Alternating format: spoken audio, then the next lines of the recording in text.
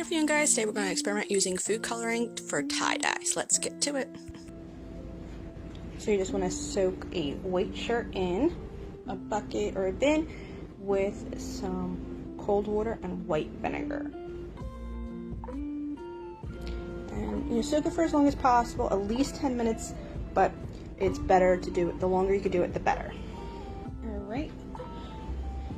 With the shirt still damp with the water and vinegar, you're going to lay it out flat and you're going to do the spiral.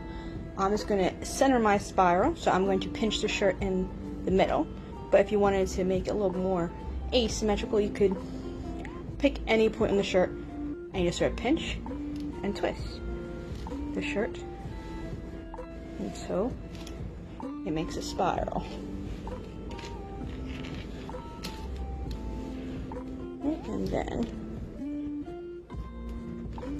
just secure your shape with a few rubber bands before you apply the food color dye. Okay. Alright, so to apply the food coloring dye, you need a squeeze bottle. What I did was just use an empty out salad dressing bottle. You can use a ketchup bottle, shampoo bottle, whatever you happen to have. And you're going to apply as many little droplets of food dye. I find that the red color ones, the pinks, the purples, the oranges tend to stay better on the t-shirts. The blues, for whatever reason, seem to wash away.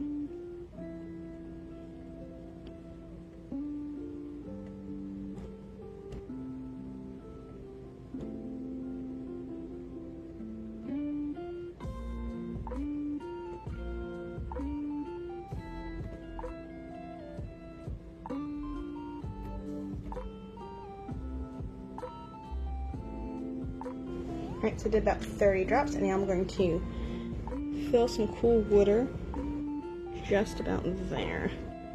So with my t-shirt all spired, I'm doing one color. If you're doing two, you would squeeze your one color towards the middle, and then on the outside do your secondary color, and then repeat the same pattern on the back.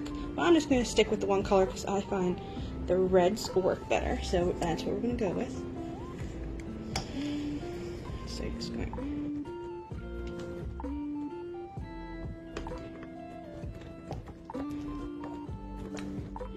then you're just going to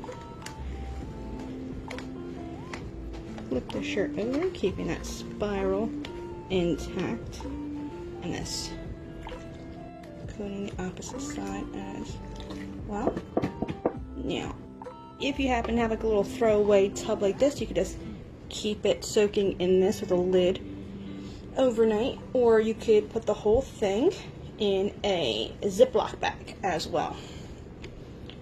And also, you might want to do gloves. That's a little expert tip. But yeah, you just let it soak for as long as possible, at least 8 hours, but just, let it soak overnight. I'm just going to show you that spiral technique one more time. Okay, I'm just going to do the spiral technique where you pinch and twist.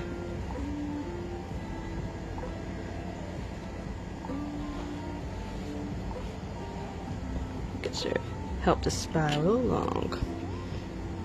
Right, and then you're going to either get your rubber bands or your twine, whatever you happen to have, and you're going to hold it down like so.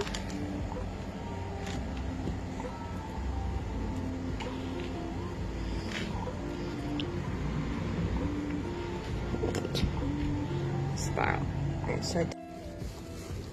Alright, so after letting it soak overnight or for at least 8 to 10 hours, what you're going to do with your shirt is just going to put it in some cold water and add a bit of this regular table salt to the water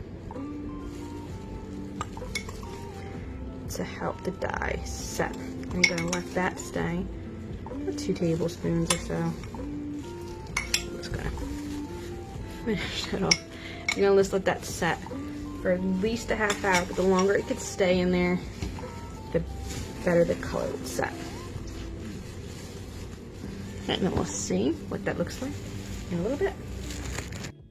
After about half hour letting it soak in the salt water, you're going to rinse it with cold water until it runs mostly clear, and then you're just going to hang it to dry. And once you let it dry, it will roughly look something like this. I will say the pinks and the red colors do stay better. And when you wash it for the first time, you might want to wash it by itself. And since it is food coloring, the colors might get more muted the more you wash it. But all in all, for using food color, I have to say the tie-dye came out pretty good. So I hope you enjoy, experiment, have fun. Until next time, guys, bye!